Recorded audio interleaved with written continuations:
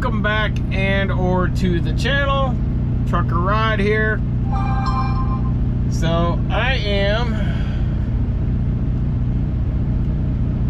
it looks like it's on a delay. So we are running on a delay of, I can just see, Rod here. Yeah, look at me.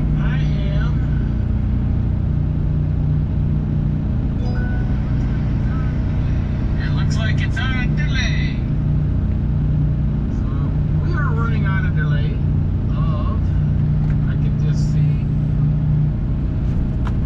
All right, now that we're in the live stream, how's everyone doing? And we are here at the Rudders again in Martinsburg, West Virginia. Guy here just a little while ago. I have a rental truck. I will probably do a walk around on it at another time. The truck stop's really full and I'm kind of packed in here. So to do a walk around and all that jazz, it's just not gonna get the whole, I'm not gonna be able to stand back away from it. And I took the last parking spot. There's a few guys staging out here by the fuel islands, waiting to see if anybody's coming in to take off tonight. Usually Sunday evening, many guys will come in, park for the weekend here, then come in, jump in their trucks, take off. And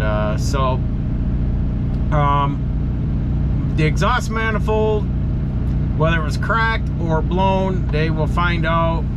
They're gonna get on it either Monday afternoon or Tuesday morning. Hopefully I got it back. This truck I'm in is a 26 International LT condo sleeper. It's a bare bones plain Jane.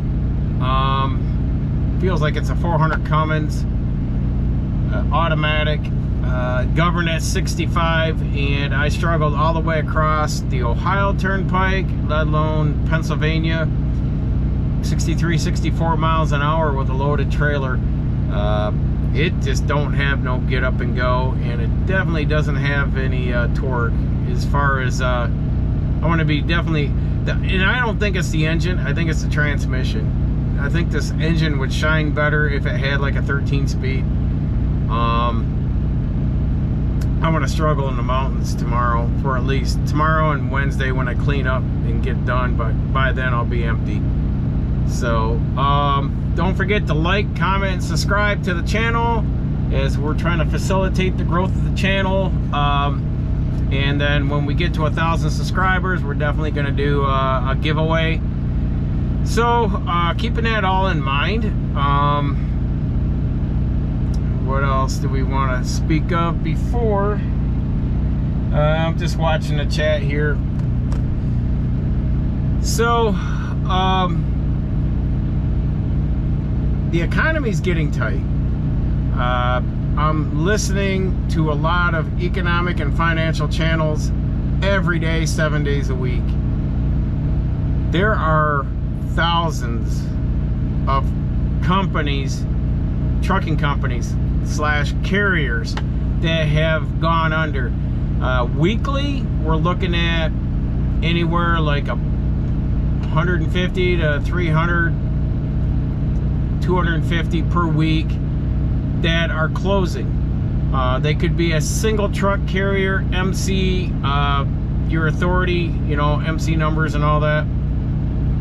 Or as you know, the headlines with your bigger companies, Yellow was a big one with 22,000 drivers, and then of course office staff and management and all that, and mechanics. Jack Cooper, car hauling transport, they were union, and they went under, displacing a lot of drivers. There has been a ton of drivers this weekend. Ruan, R-U-A-N, that company out of Tucson, Arizona, they lost the contract to a grocery chain that's a subsidiary of Kroger, and they lost that to, who did they lose that to? Swift. I think they lost it to Swift. So there's going to be that competitive market where many of your bigger carriers can come in and underbid it because they have, you know, they have a margin where, you know, they can buy trucks in bulk, get them on the cheap, and pretty much what I know and what I will remark on is when you're driving for a big company like that, don't expect to get paid substantially. You know, what your expectations are, bring it down a couple notches. Private fleets, where I deliver, I run into a lot of Ashley furniture guys, and you know, depending on their route and how much they want to work, they're doing about 80 to 90 a year. That's including, you know, unloading furniture, mattresses, and all that. And they got multiple stops, as I do. Last week I had covered 4 states and 15 stops. This week I've got 1, 2, 6, 7, 8, 9, 10. I got 10 stops over 2 states. And it varies week to week depending on how loaded the trailer gets. You know, if the customers are ordering up a lot, it fills my trailer quicker. It doesn't get me, you know, through to cover more areas and stay out longer, which, you know, I prefer. I know a lot of guys, they just want to go out, do the bare minimum, get back. And usually, you know, with that kind of mindset, usually like a MegaCarrier would probably work if you're going to do a regional work for them. A lot of them will require you to work 3 to 4 or 5 weeks out before they can get you home. Private fleets, usually they're regional if they are smaller and not so much coast to coast. And with that in mind, you can pretty much set your schedule. Usually just be out a 5-6 day week and then be home on a 34 or 2 day off. Now, did a little research through a gentleman I follow, and Walmart, driving for Walmart seems to have a good program. I wouldn't step towards it because I've got other things in the future. I hate to start up at a big company like that at this late in life. I've got some other cats to skin and some irons in the fire that doesn't really involve growing old and working my retirement, you know, through driving. So but looking at them, you know, they have excellent pay. Some of their distribution centers that you work out of, they will give you a $10,000 sign-on bonus. They do have newer trucks. I know when you start out, you're going to be kind of like slip seating. Basically, what I found from some of these guys is 3 guys, 2 trucks, depending on your schedule, and you just had to rotate whatever truck would make it back first. That was kind of a downfall on that, but overall, once you got your time in, pretty much then as you get further out with your seniority, you can kind of have a little more say-so on, you know, your truck is your truck then. Most guys were starting out 110. Some of the newbies said they've made up to 120. Some of the veteran drivers that have been there 5 up to 10 years, they're doing like 130, 140, you know, per year driving for them. Now get it that when you drive for them, no matter if you're in the Midwest, the Pacific Northwest, the Southwest, Southeast, you're running regional. You're not going to run coast to coast, and you're not going to go out for weeks on end. I think the most they run you out is 6 days. So you can get like a 5 on, 5 off, a 5-2, a 5-3, a 6 days of working, 2 days off, 6 days of working, 3 days off. But you're basically just going to run your 60-70 hour clock and you're done. They also have day cab positions. That being said, day cab positions. They didn't really get into that, but you would be doing more local and being home every day. I think the pay kind of goes hand in hand whether you're running day cab or sleeper. With the sleeper drivers, you get a mileage pay, you get an activity pay, you get a pay for dropping and hooking, you get a pay for every overnight you're out and away from home. That stuff stacks up. That's stuff I've seen with this company, and when I was with Ryder doing as a float driver, everything you do from the time you log in at the start of your week to the end of your week, you're getting paid. And that's how it should be. Now, with a lot of these mega carriers, and when I say that, like your Snyder, your JB, your Swift, Knight, you may get a detention time, which usually you got to surrender an hour or two before that kicks in. You're getting paid by the mile. You might get breakdown pay. You may get a fuel savings bonus at the end of the month, depending on where they set the the criteria for what your truck needs to get for mileage per on average for that month. A bigger carrier is good if you're starting out fresh in the industry. Get your 15 months, 2 years in, whatever you need. Usually a lot of these better companies that pay better, they usually want to see 2 to 3 years, usually about 3 years of driving experience before you come to them. I think someone like Walmart was 30 months minimum somewhere else before you step towards them. And not everyone gets hired by them. They have a tight, stringent vetting process during their onboarding. A lot of other companies, they'll do an MVR background, make sure you have a valid license, this and that. Most time, these are the companies that are going to be hurting with this non-domicile and ELP criteria going on with the language proficiency. And I can't speak for all these other companies. Now, a lot of them put a lot of their criteria out there. I know Ashley Furniture is a good one. Who else besides Walmart? And if you guys want to chime in, I really would appreciate that. Silos Run surprised me.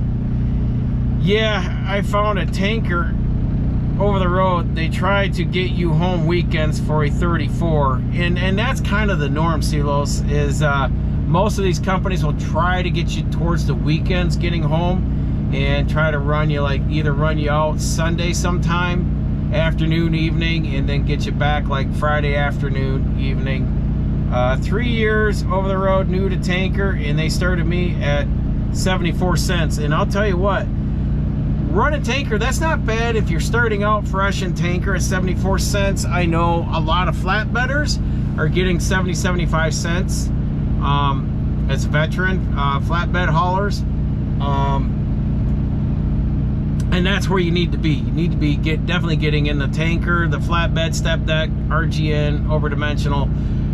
Or, as I was saying here, that's why this whole discussion tonight is mega carriers or private fleet, because a lot of those tankers, there's some big tankers. The Prime's got a tanker division, but I wouldn't touch them, nor Snyder.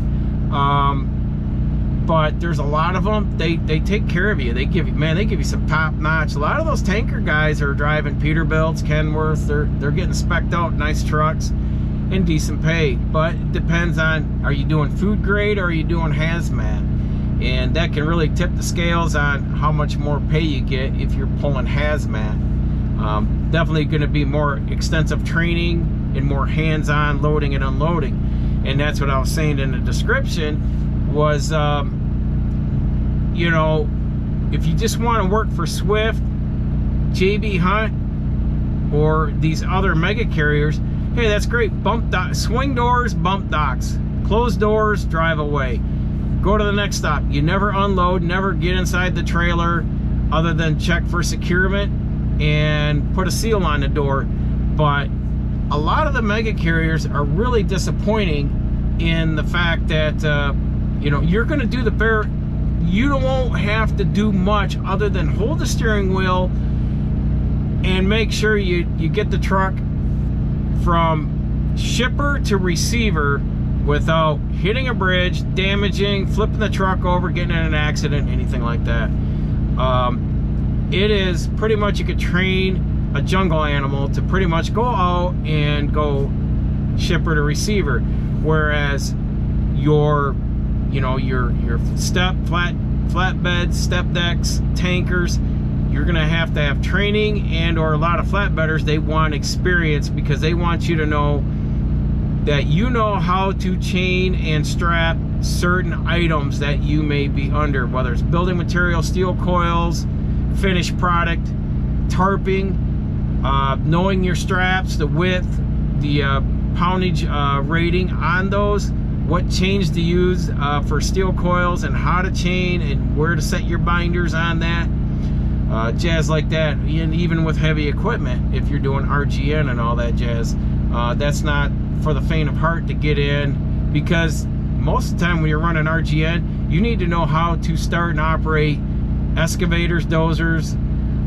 different various types of heavy equipment, because most of the time you're going to show up at a job site, they're going to tell you, hey, the keys in the cup holder, you're going to go out, load that piece of equipment up, bind it down, hook your truck back onto the trailer, and get it to its destination. So there's a lot of that, you know, that like I said, if you want the bigger pay, you have to get more involved with your job duties. You're gonna have to be more hands-on, whether it's like for you, Silos, loading and unloading a tanker.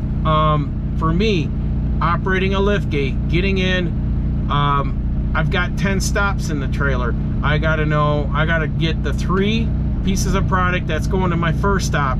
I gotta check, you know, the product over, it matches the BOL, have them sign, they receive it, I shut the door, button up the lift gate, and then I take off for the next stop, and the same thing over and over and over. And that's, you know, basically just like if you're hauling gasoline, I'm familiar with that in tankers, you know, that you are going, you know, if you're, hey, today, Silos, I'm gonna have you drive to this gas station and put, you know, drop 20,000 gallons of premium in there, and you know, you got to make sure you got the premium gas, not the regular unleaded, and definitely not diesel. That has happened. That just happened recently in the news. A tanker driver accidentally put diesel down a gasoline main holding tank.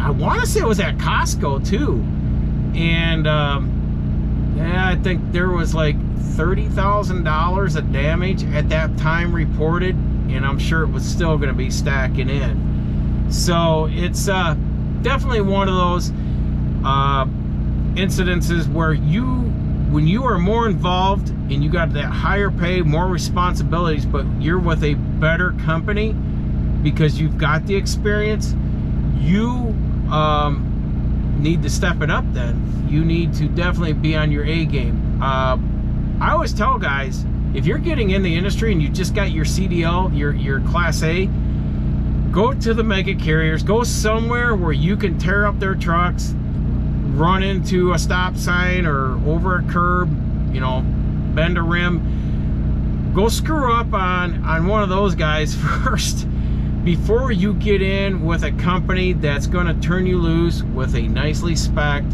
hooded truck like a Peterbilt Kenworth, or even like a nice T680 or a 579, but they're going to give you a nice spec truck, nice trailer, top pay, good benefits. They're paying for your experience then, and they're rewarding you with good equipment, good pay, and hopefully a good schedule. So my pole hazmat, I'm learning the hoses and connections. They have various tankers about confusing as they load and they unload various stuff, and that's cool, you know. And I'm glad to hear that. I'm glad you're interacting in with the chat on that, because a lot of guys need to hear that from other drivers. You know, what is it? Because everyone's so used to dry van and freight, you know, hauling you know, dry goods to the stores or retail and all that. But there is such a variety of things that you can make a better living than the ones that are hurting in the general freight aspect. And tanker, I did do tanker at Ryder for a couple months, and that was out in Rochelle, Illinois. Treehouse Foods. And I had to shuttle the tanker, and it was syrup. It was a syrup or a sweetener, but it was liquid, and smooth bore.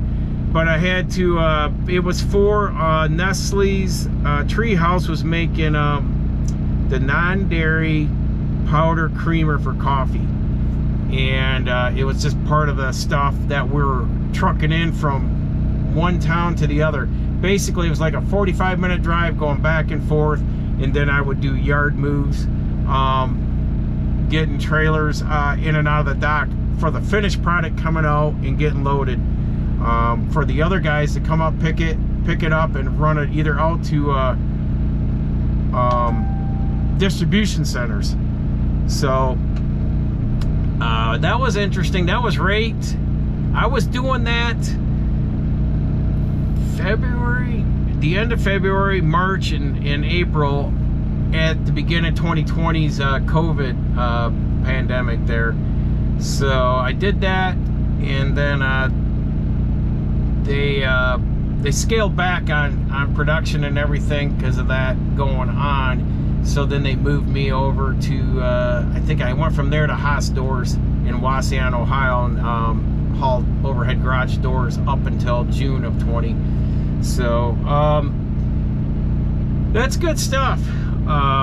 If I was doing tanker, I'd probably go food grade. It's gonna pay good, but I don't know. I mean, chime in and let me know as you progress at that job what you think of it. You know, I would imagine as you get more confident doing your duties there, it you know, you get more comfortable with it.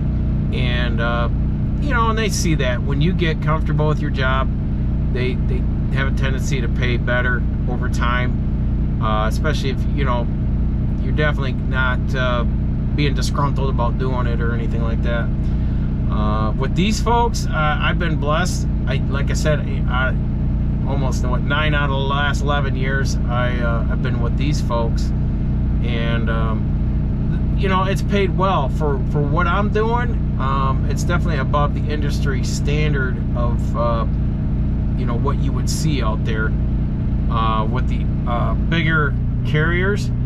I know I've talked to the Ashley guys, and I know I'm making more than them, but you know, bigger company, you know, they got deeper pockets, bigger budget to buy equipment and jazz like that. But sometimes I like my schedule here. I'm usually home 2 full days. I missed a half a day because my truck was not running top last week.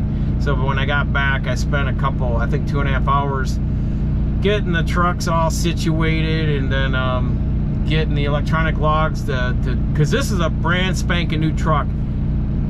It came from the factory to that yard, and the guys had just gotten it road ready the day before I picked it up, and it had 1,000 miles on it, and this truck had 1,000 miles on it, and it's basically brand spanking new. I took the they took the plastic off the seats, but I had to take the plastic off for the curtains on the windows and all that jazz. I still got plastic up here around the upper windows of the condo. So this truck's brand new, plastic still on the mattress, everything, which I'm gonna leave it on there and just put my sheets over it. I'm hoping to only be in this for no more than 2 weeks and get this turned in. It's an international, so what do you say? You know, it is what it is. It's a rental truck, so it's new, everything works, and I'm happy. You know, last year I had some rentals and I struggled with them. So 3 years new to tanker, and he started me at 74 cents. I pulled hazmat waste in a dry van with awesome company for 2 years and left when they activate driver oh yeah, the driving facing cameras, and we'll talk about that too. Thanks for saying that, Silos. Driver facing cameras, yeah, that's really making a lot of prime. It's killing prime right now. It was my first opportunity to train me, so I had to take the opportunity. Right on, man, and I don't blame you. Don't blame you whatsoever. Is it a Volvo? I want to see it. See it if I'm right. The truck I'm in right now is not a Volvo. It is a International. The LT Condo Cummins 12-speed automatic. Plain Jane as plain Jane can be. Just Uncle Hoax there. I was wrong. Probably not though. Yeah, I'll tell you what, right? Because it is a Ryder rental. Ryder had 3 weeks ago gotten in a brand spanking new rental, a Volvo with the dinette. It looked well dressed out. It did not. This one doesn't have an APU, and that'll be a discussion. Let me catch up on this. I was wrong. I hate my International. You know, I will say I haven't had the best with Internationals for over the road in the last 11 years. Now I did have an Eagle, what is this, the sloped hood mid roof in the late 90s, and it was a Series 60 with a 10-speed. Those were nice trucks, but International was making better quality trucks then in the 90s. And I ran a heavy haul like a Paystar with a Cummins 350 and a 13-speed as a straight truck, doing pulling roll-offs and with a pup trailer. That truck was a rocket. But these ones here, yeah, they're kind of disappointing. I would have preferred to, I told my wife all weekend, I would have loved, or last week when I was still out on the road, so I'd love to come in and see that it's a Volvo, but yeah, some reason they got the International and they had already rented out all the Volvos. So I was looking forward to that, but not the case. But it's better than moving trucks all the time. I know. Last summer, my truck, the transmission and clutch pack went out of it. I had to be wreckered to a nearby Ryder shop, and they brought me a rental. The rental came with the airlines and cord hanging or laying on the frame. The spring was broke. I think they sent the spring but threw it in the bunk and said the driver can install it. Like, what the F? It had out of the 8 drive tires, I think 4 of them were bald, no AC, and it was during that heat index in the Midwest last summer. I had to run every day with the windows down. When I got to the hotel at night, I left the windows down and said, steal it, I don't care. Thing was ragtag. Most of the buttons were busted and all that jazz. So I got to my home terminal, and that Ryder shop tried to rectify a lot of the stuff on that truck, but they ended up sending a long letter along with my boss to the corporate to say this was unjustified, that whoever signed that truck out to be, you know, to rescue me on the roadside breakdown, that should have never happened. That truck needed so much repairs.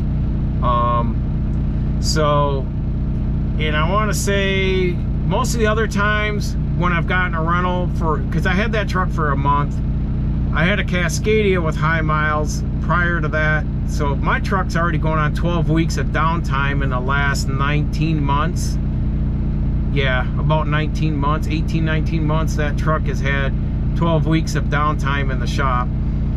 And most of the time I have a Freightliner Cascadia, but it was that International last year. That killed me during the heat, and I was so exhausted when I got to the hotel at night. Boss lady said, just get a hotel, because I said, there's no way I can sleep in this truck, because it was like 110 plus with all the humidity in that. But no, this one's brand new. Everything works on it. So all I care right now, it's a rental. Everything works. It's not fast, but it'll get the job done. So that's all that matters right now. As long as I'm not broke down and I'm not fighting with the truck, I'm cool. Now, last week, when I got it to the yard, because we were 3 miles away from Ryder, I got it to the yard, hooked up the trailer, and I noticed I kept shutting off. It was doing the 5-minute shutdown. I looked around, I looked for optimized idle, I looked for the APU, nothing. Called down to the shop, or actually I drove down to the shop on my way home, said, what are we doing about having an AC at night when I'm down south? And they were like, oh crap. So I said, I gotta have that truck running. So the guy went down, and 2 hours later, he called, let me know. He goes, hey, I went down with the laptop and I turned the shutdown so it would just idle continuously. So with that, the truck's been down now for what, about an hour? I've shut down since I got here. So truck's comfortable, everything's working. So, you know, I'm happy. And so anyhow, I'll just catch up on you guys, man. A lot of stuff going on in the chat tonight, and I appreciate that. But it's trucks. How can they even offer a truck for rent that is that bad? You know, and that was the letters that our branch where we lease our trucks from and my boss, they wanted credit. They wanted us to get credit for that month, and I don't know if we did or not. That they didn't disclose that to me if they did. But yeah, they ended up putting 4 recaps on the drives. The truck was full of garbage, like someone took a trash bag and just whipped it all around inside the sleeper. It's full of trash, wasn't vacuumed, wasn't cleaned, wasn't sanitized. I looked at it and the mattress looked stained, and I'm like, nah, I'm not sleeping in that. It's too hot, it looks nasty, it smells nasty. So I didn't even get any pushback. Boss lady said just get hotels, which I did. And I suffered for about 3.5 weeks in that truck, and I was happy to get mine back. And I'll be happy to get mine back, because this truck, when I got into the hills, when I dropped down out of like Breezewood, coming across 76 from Pittsburgh to Breezewood in Pennsylvania, then I dropped down to Hagerstown here, getting in the hills, you can't put this in manual mode and shift it like I can with the Cascadia. So you just gotta, this thing will go right down to 55 miles an hour, and she's just, you know, it's like having a Briggs & Stratton motor in the front, trying to pull this thing up and down the hills. And I said, that's fine, I'm paid by the hour. You know, this truck is not gonna do well. But it was doing 9 miles to the gallon until I got here and started idling. So it's not broke in yet, but it's getting good fuel mileage. I expect mine was getting, with the blown exhaust manifold gasket and whistling and chiming when I hit the Jake brakes, or if I had the Jake brake off, and just decelerating, it was just whistling out that exhaust. I was getting my best mileage coming up from Lexington, Kentucky up to Michigan. I got 10.4 miles to the gallon for that 7.5 hour drive. I don't know how I did with like maybe 25% loss of turbo boost, but hey, you know, hopefully she'll run like a champ. They're doing that, the valve cover gaskets, and I noticed the last 2 days she was getting to be hard starting when I turned it off. So I told them they had replaced a couple batteries, but I said, you might want to load check all the batteries, find out if there's a bad apple in that bunch. I'm sure if they go to start it tomorrow, it's probably not going to start. So hopefully they'll go out, throw some batteries in, do a health check on the alternator and all that jazz, make sure everything's good. I told them to do that, and just make sure. So my truck does not have an APU, so therefore I've got to continuous idle it through the heat, the hot months here. But come fall and winter, I got the bunk heater, so then I can shut it down and just run that. Only a couple times last winter I had to start the engine because that bunk heater just couldn't keep up when it got to be like -10 and jazz like that. So, but yeah, what else? With the MegaCarriers, you know, you're gonna get average trucks. You're gonna get market rate of pay, you know, and whatever. Some guys are comfortable dealing with that. because they're less hands-on for abilities. For a lot of responsibility, let them set the loads up. Just give them the address. Let me drive it there. I'll bump the dock. Let them unload it, and the whole, or their, which I've seen many a times in loading docks. These guys just don't want no responsibilities. Well, if you don't initiate making yourself a more viable asset by taking on more responsibilities, you're just going to get the run-of-the-mill pay. Like Silos there, taking on the training to learn tanker in a hazmat situation, you're stepping yourself up. You're getting out of your comfort zone of what you started out doing as a truck driver, and then you just work your way up. Like for me, getting back into RGN and overdimensional, if I'd stepped that way, I would need some training because I've been out of the game for 25 years. So, you're gonna laugh. Got my license in a manual, no restrictions, but don't remember how to drive a manual. It's fine, and that was me this year. I did a where was I at? Outside of Cambridge, Ohio on a Sunday. I did a reveal on a rental truck I had. It was that silver truck that was really rusty, because they were asking me Friday when I was picking this up. They go, "Didn't you like that silver truck? Because we were hoping you would take that and turn your truck in." And I said, "Yeah, but it had so much rust. Every time I shut the door, I had rust flakes on the ground." But it was a 10-speed stick with the 505 15-liter Detroit, and it was the condo sleeper for Cascadia. It was spec'd out for a single solo driver, so it didn't have the top bunk. It had all the shelving.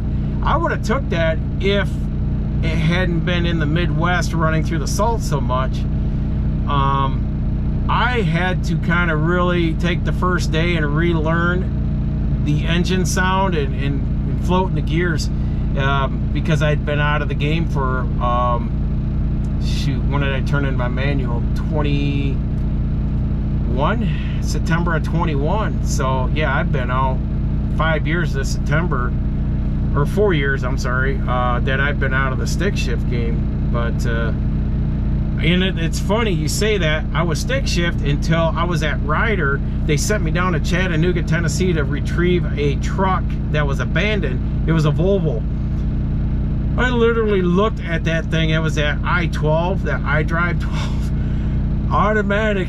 I had to go in, the mechanic had to come on and show me how to drive an automatic, because I was like, dude, I've never driven an automatic. He goes, thank God. He goes, for once I got, the other side of the spectrum. But he was just like, all right, I'd rather teach you this than having you try to get out of here with a manual. But yeah, I've always driven in heavy haul. I even driven twin sticks back in the late 80s and early 90s. But 13 speeds were the big deal with the Caterpillars and low gear ratios. And then the 18 speeds came in later, late 90s, early 2000s, with the 6NZs coming in, the big boy motors and high horsepower. Yeah, it's to get into these automatics and the way they got, especially the Cummins in this International and in the Cascadia, they shift lazy, slow, and when you're just trying to buck a hill, it's like I got to put it in manual mode and say I got to take over and shift this thing, because I will be down to like 35 miles an hour if I let the computer do it. So it's a mental struggle to deal with it, but that's what these the new age generation of drivers are out here. They they want the automatic, they want the truck to pretty much don't make me work to drive the truck. It is, simplify it. They want it so simplified that all they got to do is release the brakes, put it in gear, turn the corner, and that's it. So it's amazing that a lot of guys open the hood, they don't know what they're staring at. I can't tell you how many times, like, what's it got for motor, trans, what's your gears, stuff like that. I know, like with Walmart and a lot of these other carriers like such, they gear them out, which surprises me, at a 264 gear ratio. And that's pretty tall gear, but they say the torque band makes up for it the way the motor is set up, that it's set up for a high gear like that. Now remember, my red hooded Mac, when I ran heavy haul 88 to 92 with that truck, that was a 4 1/4 cat turned up to 475, 13 speed, but I had 463 gears in it. But we were hauling anywhere from 160 to 200,000 pound gross. So it, you know, there's days that truck had everything, and it would top out. If I bobtailed, it wouldn't go any faster than 60, 61 miles an hour. But there's times I couldn't even see 60 because I was so heavy. But yeah, so it, you know, it's all on the setup. You know, you got to know how you're going to use the truck and jazz like that. But the MegaCarriers, they go in to like Freightliner International or like Ryder here. They go and they buy in bulk from the factory, and they got specific specs they want, and this is what you're, you know, it's a cookie cutter truck. That's what you're going to get. Now with a private fleet, you got a better chance of having a say-so on, you know, what type, you know, brand of truck, you know, the motor, the trans, you know, do you want some bling on it, some chrome, some aluminum wheels, you know, jazz like that. I know for me, if I was a spec one in a cat, you know, I would like to have like a T680 solo driver spec, like a mid-roof 525 Cummins, 13 speed, probably like a 308 gear, have all the lockers, a green APU on it, and because of these trucks being all plastic in the front, just give me like at least a bull bar down below, so I don't bump into like snowbanks or anything and crack that. Everything's so plastic up front. Gotta go drive safe. See you down the road. All right, Silos. Hey, take care, sir. And I try to be out here every Sunday evening. Truck me behind trying to get on here at 6 o'clock. And Uncle Hoax, me too. No restrictions here, but I forgot how to drive it. I just grind for a while if I had to. Yeah, and I did, you know, split in two. And just trying to remember to, when I split, come up into the top 5, you know, what do I got to be doing? And you just got to listen to the RPMs of the engine and that, because I came out of having a Cummins to going back into that Detroit, so then that's an adjustment too. So anyhow, yeah, so there's pros and cons. I mean, MegaCarriers, they usually exist because they don't usually run off load boards so much as they have contracts or they have their own brokerage, and that way they can, while you're under a load going to deliver, your next planned trip is already dinging you before you hit that receiver, and they're like, yep, I'm getting here, I should be unloaded by 10 p.m. You know, 6 a.m. I got to be over here. Here's, you know, my dispatch. You got to get up the road, bump the dock up there, get loaded. They're going to keep you moving. But the one thing I saw, like with Prime, because they're more of a lease purchase, I've noticed a lot of the drivers that are YouTubing for them are, you know, they were constantly moving 6 days a week. You know, they come out of a load. Their next load was on their tablet, ready to, you know, they would pull out of that receiver and head to the next shipper. And a lot of them now are saying, dude, I'm leaving the receiver, going to a truck stop, sitting there for half a day or a whole day waiting to be dispatched for another load. So instead of getting like 6 or 7 or 8 loads a week, they're doing maybe 4. And they're finding, you know, because it's a lease purchase, they're having a harder time clearing, you know, so they could probably clear the truck, but they don't have enough to take home to cover their personal expenses. So, you know, keep that in mind too. Like I said, there's a lot of good and bad, but I myself, experience-wise, I've been with the big boys and I've been with the smaller companies. The smaller companies have always won. They've always treated done the best in treatment, working with you, going over and above. So even if you've occurred PTO time and sick day time, and if you needed more time off or something else came up, for me it was always my wife. And this company always said, hey, I've gone to them, said, hey, she's scheduled for this, this, and this. I can't, you know, we can't have a pushback on this. And they've never, in the last, geez, I started here in September of 2014. I've never gotten pushback from these guys for taking time off for my wife's medical procedures. Never, ever. When I was at Ryder, she had neck surgery, and I want to say, no, foot surgery, I'm sorry. She had foot surgery, and they made sure I got home the day before so I could be there. I said, give me a couple days, and then I could get back out there, and that's all they cared, just stay in communication with them. But a lot of these mega carriers, they'll get you home, but you're on a 34, you're back out, and a lot of them will run you 2 to 4 weeks out before you get home. For usually they'll try to work with you on 2 full days before they bug you to get back out. But yeah, it's one of those things where if you're starting to see the end of the line with your current company, it would behoove you to look out there in the landscape and see who else is looking. You know, I know Walmart's always hiring, but the thing of it is they're very selective. Boy, I'll tell you what, they just don't take anybody. Their vetting process is top notch. But then, you know, you got your other companies, but you know, you got to look around. You got to keep your ears open in the YouTubes.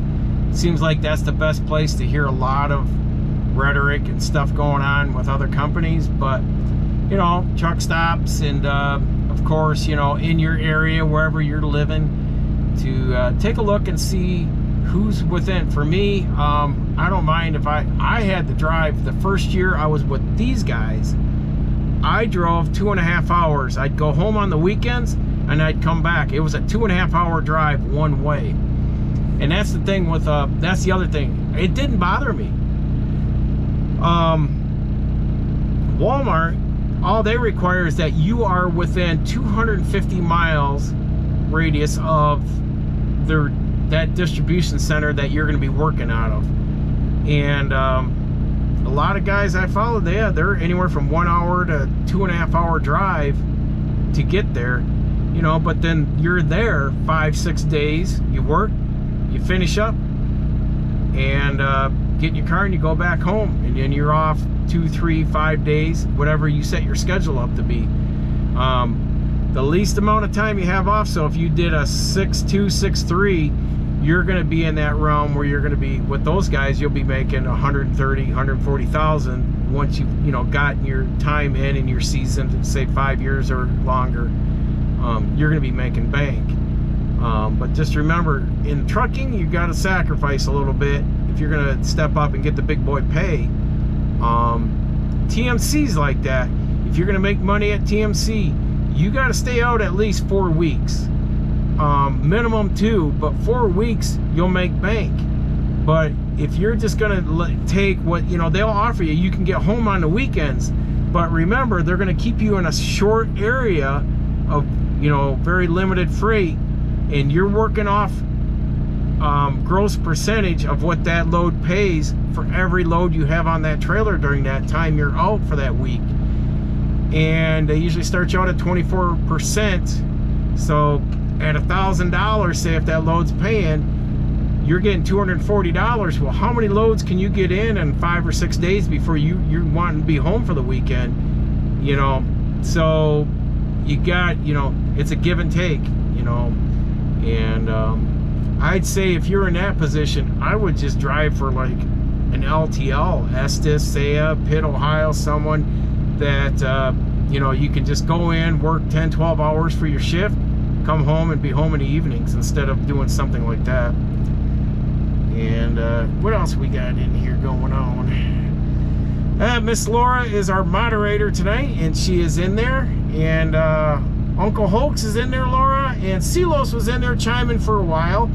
and he had to take off, but he has brought us up to speed on he is training in hazmat tanker, but he had to get going and get down the road. So hopefully I get to see all you guys next week too. Usually about 6:30. I'm hoping next week, you guys, I will definitely, unless it's raining, but I will definitely hear in a day or two. I will step out when I got a better open parking lot, and we'll do a walk around on this new truck. Being out, here's the thing, all the guys at the rider shop that I work out of, they took care of me. They said, we knew your truck was coming in, and this truck was just getting ready to be prepped for going out on the road. They wanted me to be in it first. Their analogy was, we'll let you be the first one to fart in the seat. So that's just like, all right, good analogy. But we'll do a walk around on this truck this week, and just kind of go over it and see what it is. Cooler. So uh-oh, did I lose? I see I'm circling over here. Oh no, it must be, I can see over on my tablet just to make sure things are going well. I'm using the GoPro tonight because I'm getting tired of this. I can't get my phone in landscape for a live stream, and it's probably because it's live stream, but I can probably do portrait, or what is that, portrait or whatever, if I'm just vlogging and not live streaming. So anyhow, what else we got going on? Yeah, so if it came down to, you know, stock product at Costco, I want to say stocking shelves or working the warehouse at Costco or driving for a MegaCarrier, I'd stock shelves at Costco. I would not drive for a MegaCarrier. I don't know, I guess when you've been out here over the decades, you just know that there's just some things I just don't agree with their ethics. And I like this too, because where I'm at, I'm regional, so I know once I'm done, get back, I'll probably have to call in, or they're going to be calling me, because they can't track where I'm at because it's a rental truck. So they can track my my ELD and see where my last stop was to get an idea, but they can't pull me up on the constant mapping. When the boss man comes in, he's got one computer dedicated. He can go in and he can watch and see where all the trucks are and make sure everyone's moving. You know, by 8 o'clock, people should be logged in and be moving by then, each day. But so he's not gonna be able to see me, so he'll probably chime in to see where I'm at, how I'm doing, and what kind of hours I'll have. We have some people off on medical, and vacations are happening all at the same time, so may have some stepping up to do at the end of the week. Last week, I literally, when I picked this truck up and was logging my ELD into this truck, because I had to go through back, I saw the connection lost on there. So I ran out of hours, so I PC'd down at the yard, which was like a mile and a half. Pretty much, it was tight last week because it was a lot of coverage. I ended up with like, what, 2,700 miles in for the week too, for the what did I have, 5.5 days out. So yeah, we keep busy. So I expect probably by Labor Day we'll be dropped down and on a basal line, where I'm gonna have some more free time at the end of the week, do a little bit more catching up on projects I've got going on at home. So, but you know, that's the nice thing, is I can plan that stuff. I kind of know, and being in this industry, I know. But like I said, with a MegaCarrier, I'm hauling I'm hauling in-house products, so we don't backhaul except for stuff for us only, and not just general backhaul freight for anybody. And I don't have to worry about a reefer. I would not want to go back to reefer. If I had to step up, I would be like Silos. I would do tanker, or I would just do over-dimensional heavy haul. And just knowing I'm probably gonna have to be out there, and it's gonna be a lot of, you know, love and labor to do that kind of work, but the pay is far more phenomenal than just doing dry van freight, especially when you're doing with a mega carrier. There's intermodal. I see a lot of JB Hunt Snyder doing intermodal, but yeah, you're hitting rail yards and all that jazz. And it seems like when I see intermodal, those guys are running their butts off. They are just like, as soon as they got it locked down on that chassis, they're running like a madman, any more than like FedEx. And I see that a lot with FedEx too, man. Them guys are hauling the mail, you know, A to B, hardly any time to stop and breathe. So yeah, you got to really understand what you're getting into. Like I said, if this industry is going to survive, it's going to be on the smaller fleet. That's going to be more for the experienced driver to find a good home, a long-term home. Mega carriers that are just going to be a way to cut your teeth, knock the dust off if you're been experienced or a new driver, and then from there you can kind of go and cherry pick a more specialized area you want to be in, because you may have stuff you want. You know, you may want a specific type of truck, do specific type of work and all that. Once you have your experience, then you can rate your meal ticket on that. So, you know, that's just a lot of things to look forward to, but you got to put your time in. You definitely got to put your time in. That's why, with my time in, that's why I would not look at a mega carrier. I would just go forward and pick what I'd want to do. But I want to stick it out with these guys until the wife and I have been talking lately, and just like, you know, I want to kind of go all in on our businesses here in the future, and cash flow from that, where I can just sit in a studio and maybe step out to a truck stop and do interviews like Alex does at Mother Trucker. But for the most part, I would just rather be in the studio, do maybe a live stream every day, you know, one a day, and just kind of bring into the market updates, talk about trucking news and things like that, and stay on top of things like that, because that's where I want to take the channel. That's why I want to keep the channel kind of decent and clean, and not how do I want to say, just distort it in any way, in a bad way. So you know, someone asked me the other day about we got talking about lot lizards, and I said I've had one knock on my sleeper truck over in Charleston, West Virginia. Other than that, no lot lizards. Now, in the late 90s, you couldn't pull your air brake button fast enough, and they'd come out of the shadows. And next thing you know, they're like, hey, do you want company? And, you know, to make sure they're not a cop, they'll flash their, you know, chest at you, because a cop can't do that, because, you know, that they lose all their integrity. There's more to it than that, but and it came down to me and this other guy got, you know, I was listening to him, and I said, well, I already know the answer to why there's no lot lizards anymore. And both of us like, OnlyFans. It's like, why would you be out beat, you know, at night, knocking on doors, taking a chance of getting beat up or stabbed in the truck by a, you know, a driver or someone that's got bad intentions? And like, you can control the environment, be home in front of your camera and doing, you know, what they do. But I said, that's why it's kind of cleaned up that way in the truck stops. So I said, yeah, well, I guess OnlyFans does have a positive side to it. So if you want to look at it that way. Yeah, so it's been decent out here. And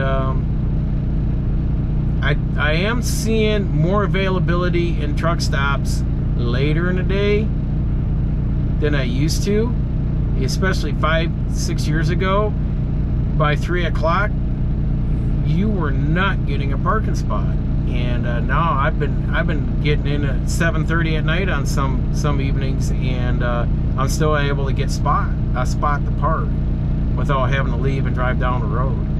So it's things have gotten, you know, things have kind of tapered off this year, I think, with the downturn and all that. So, and then you definitely got a trip plan and know when you need to leave, because you need to leave. Like for me, leaving 5 o'clock on Sundays, or coming in at 5, because with this drive, I know when I get here it's like 4:30 in the afternoon. You start losing your